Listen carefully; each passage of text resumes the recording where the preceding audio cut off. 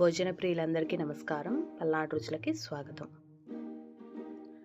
అందరి ఫేవరెట్ అయిన ఈ గులాబీ పూలని మనం ఈరోజు మైదా పిండి, పంచదార వాడకుండా గోధుమ పిండి, బెల్లంతో హెల్దీగా రెడీ చేసుకుందాము.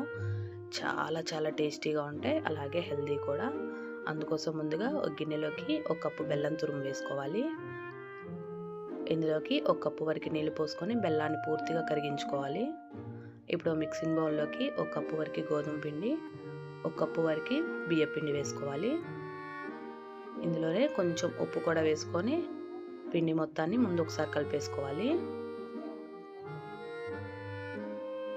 ఇలా కలిపేసుకున్న తర్వాత బెల్లాన్ని పూర్తిగా కరిగించుకున్న తర్వాత ఆ నీళ్ళని వేసుకోవాలి. బెల్లంలో ఏమైనా నలకలు ఉంటే వడకట్టుకొని ఆ నీళ్ళని కొంచెం కొంచెం పోసుకుంటూ పిండిని కలుపుకోవాలి. ఈ బెల్లం నీళ్ళు మొత్తం పోసినాక ఇంకొంచెం మనకి ఎక్స్ట్రా నీళ్ళు పడతాయి, అవి కూడా పోసుకొని కలుపుకోవాలి. పిండి అనేది ఎక్కడ మనకి ఉండలు లేకుండా చూసుకోవాలి.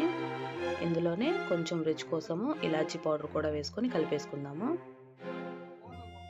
దీనికి కొలత అన్నమాట, ఒక కప్పు బియ్య పిండి, ఒక కప్పు గోధుమ పిండి, అలాగే ఒక కప్పు బెల్లము.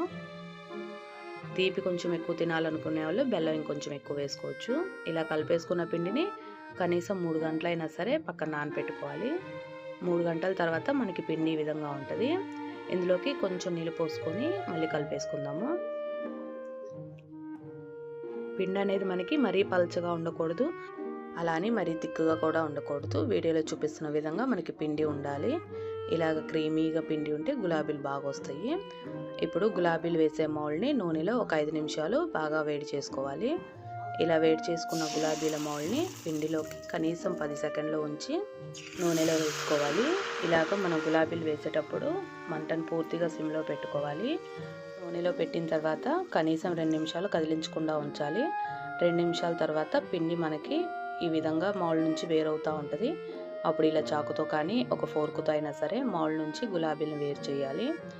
ఇలా వేరు చేసిన తర్వాత 2 వైపులా మంచి రంగు వచ్చే వరకు వేయించుకోవాలి. మనకి ఇవి వేగిపోయిన తర్వాత ముందు సాఫ్ట్గా ఉంటాయి, ఆరే కొద్దీ క్రిస్పీగా వస్తాయి. ఇలాగ వేగిపోయిన గులాబీల్ని తీసేసుకుందాము. ఇదే విధంగా మిగతా గులాబీలన్నిటిని వేసేసుకుందాము.